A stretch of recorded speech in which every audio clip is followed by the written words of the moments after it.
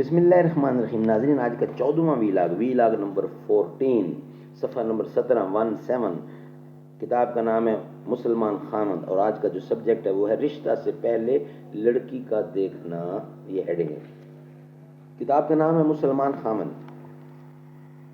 وَلَهُنَّ مِثْلُ الَّذِي عَلَيْهِنَّ بِالْمَعْرُوفِ، سورۃ البقرہ کی آیت نمبر 2-8.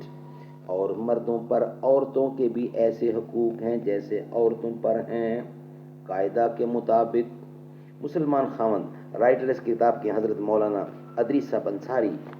نحمدہ ونصلی علی رسولہ الکریم. بسم اللہ الرحمن الرحیم. Vlog number 14. قال النبی صلی اللہ علیہ وسلم عن المغیرۃ بن شعبۃ قال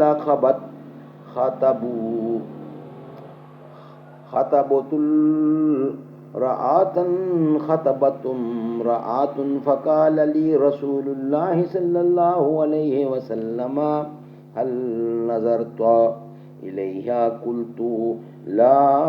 قال فانظر إليها فإنه حذا أن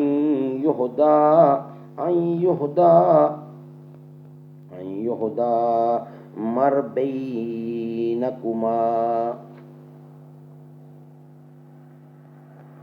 روایت احمد الترمذی اور نسائی ابن ماجہ.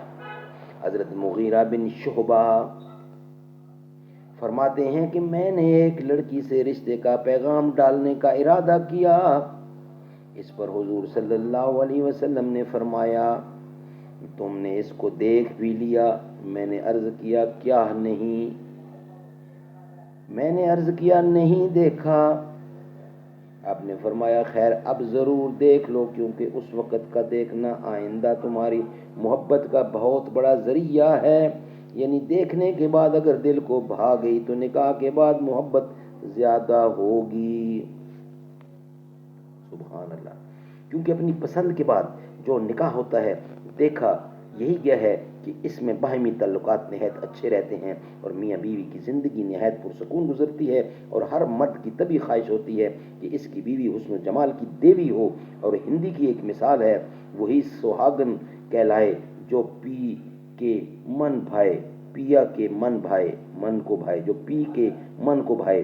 لیلا نے خلیفہ سے کہا تھا دیدہ مجنون اگر بودے ترا، ہر دو عالم بے قدر بودے ترا. جب خلیفہ نے لیلا کو دیکھا تو وہ نہایت بد شکل اور کالی تھی. اس پر خلیفہ نے لیلا سے کہا ارے کم بخت، میں تو سمجھتا تھا کہ تو بہت حسین ہوگی. جو مجنو تجھ پر ایسا دیوانہ فرفتہ ہے، لیکن تو چڑیل ہی نکلی. تیرے سے بہتر لاکھوں عورتیں موجود ہیں. لیلا نے بادشاہ کو جواب دیا حضور میری قدر میرے مجنو سے پوچھئے، اس کے نزدیک دو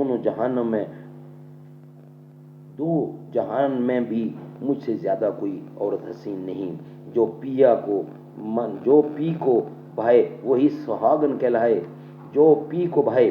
سینکڑوں واقعات اسی قسم کے ہیں کہ معشوق میں در حقیقت کوئی بھی خوبی نہیں، لیکن اس کے عاشق کے دل سے پوچھے کہ سارا جہان اس کی نظروں میں ہچ ہے. سب کی خوبیوں سے اس کی آنکھیں بند ہو جاتی ہیں، اور معشوق کی برائیاں بھی اس کی نظروں میں محبوب و مرغوب ہوتی ہیں.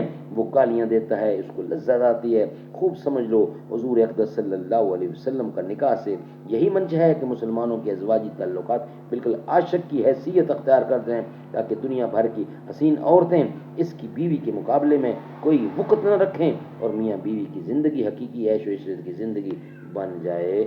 سبحان اللہ سبحان اللہ. ناظرین، یہ تھا 14 نمبر ویلاگ. اب انشاءاللہ ویلاگ نمبر 15 کے ساتھ حاضر ہوں گے. 14واں ویلاگ ہمارا کمپلیٹ ہوا. زباں پر مومنوں کے جب بھی ذکر تاجدار آئے، تو اس کے بعد لازم ہے کہ ذکر چار یار آئے.